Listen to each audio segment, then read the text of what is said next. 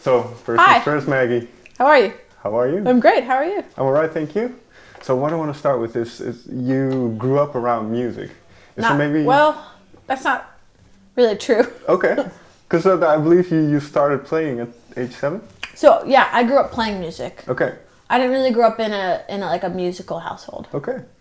So, how did you discover instruments, the harp? How did you... My mom used to take me to see the orchestra, and I just really loved music from a really young age. And yeah, I just thought the harp was really beautiful. So Okay. I sort of begged my parents for lessons for a really long time, and they gave in.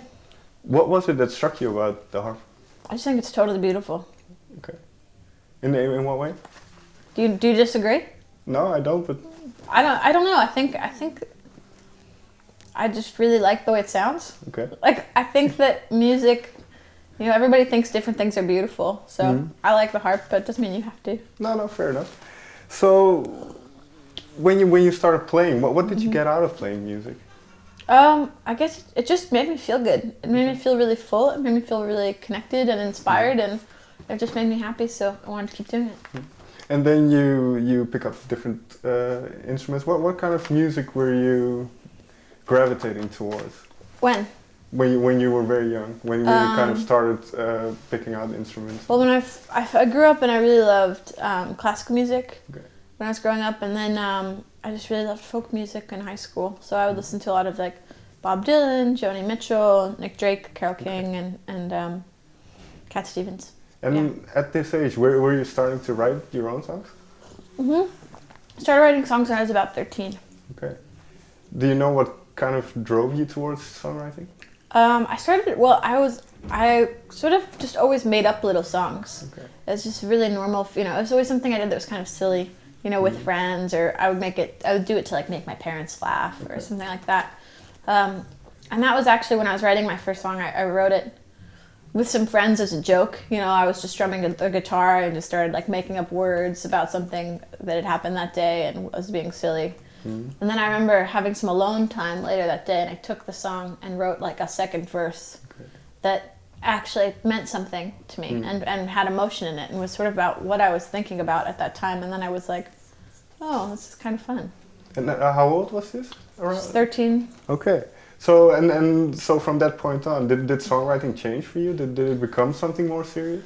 Yeah, I just kept doing it, and it sort of very quickly became sort of like a diary. It was just like the way I thought through my emotions and thought through everything. So yeah, I kept making music for that reason. And did you know at that point that you wanted to pursue music, kind of not necessarily as a career, but that was the path you were going down? I don't think I really was thinking much about path when I was like 15. Sure, fair enough. But I was always drawn to music and always wanted more music, and just kept pursuing it. And so I think I've sort of decided I was interested in music as a job when I was around 17. Okay. And that makes sense because it was right around the time I was applying to college, and so I decided I wanted to go to music school and that I wanted to really try and make music my life. And well, going down this road, did you have kind of expectations of what it would be to be a musician or to? Yeah, because I studied the music industry and I studied this field, and so I knew what it entailed while I was going into it, and my expectations, basically, everything I expected from being a musician has mostly been true. Okay. I find I get to make a lot less music than I thought that I would. Just because of doing things like this? Yeah. Is that difficult to kind of balance then the kind of business side and the very visceral side? Well, I think both of them fill me in really different ways. The business side is an academic challenge. Sure. And it uses a really different side of my brain than making music does. But I think something that's important to me about my music is that I like when it's emotionally... For me, it's about me and thinking through my emotions. So it sort of there's a really strong transition between talking to you about my work and about my life and whatever, to being alone being vulnerable, writing a song, being introspective. Right. And so it takes me a little bit of time to switch between the two gears. Is it a very solitary thing for you, making music? Mm-hmm. So Yes. So do you need a certain mood or do you block out, can you kind of force it, or do you need it? No, I think some people, they wake up and they write a song every day, and I'm not like that. I write maybe one song a month, maybe 2 songs. I write when I have something to say. So, but it is very introspective. If I have 4 days off to write, then I will spend the first 3 days sleeping, seeing friends, eating, cooking, being a person. And then maybe the 4th day I'll write. I won't write every day. And so the songs that kind of ended up on your EP, how long ago were they written? Were they over a big span of time, or were they? No, they were written in a span of about 3 weeks. Okay. And they were all written when I was still in college. Okay. And then obviously when you were in college, you had that master class, Pharrell came along, and that kind of changed things around. So yeah, definitely. What was that experience for you? How did you see that interaction with him? It was really unexpected. I mean, we didn't know that Pharrell would be coming to class that day, or that there'd be a camera crew, or that the video would end up on the internet. So it's pretty strange, but obviously, I mean, I just have the world of respect for Pharrell and his career, and so, it's just really incredible to receive that kind of feedback. But I also think, he's just one voice. So as much as I respect him and his opinion, the thing about music is that everybody gets to feel a different way about it. And so it's been a really exciting ride. So obviously that moment gave you a lot of exposure, but do you see it then as a blessing as well as a curse, where people might just know you from that now?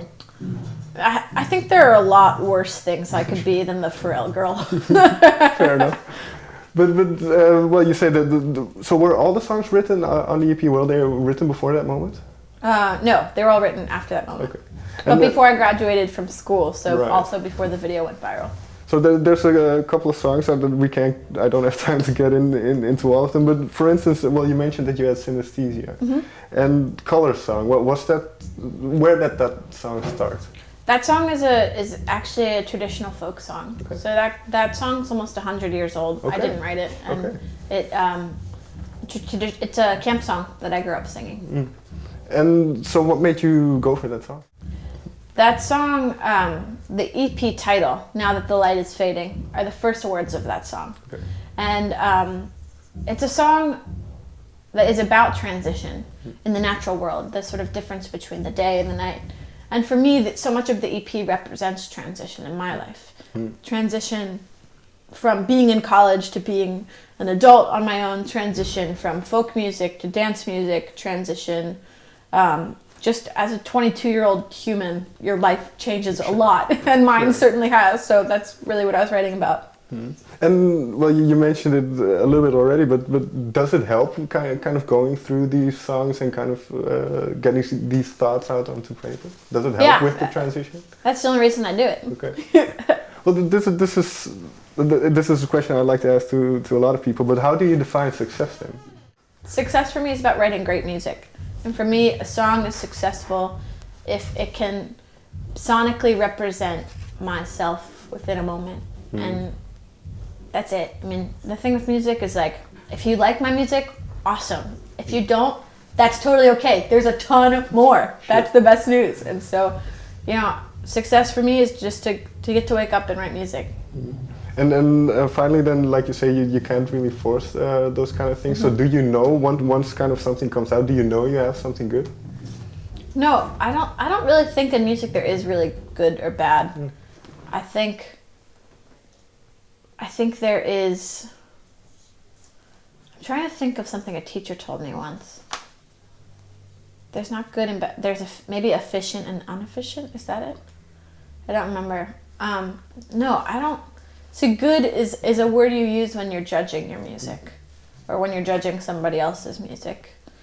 I work hard at my music. I edit it, and I edit my lyrics, and I'll spend days working on tracks or whatever. But I think I've already defined it. Okay. I think my time's up, so thank you very much. Well, thank you so much. It's lovely to meet you. Thank you.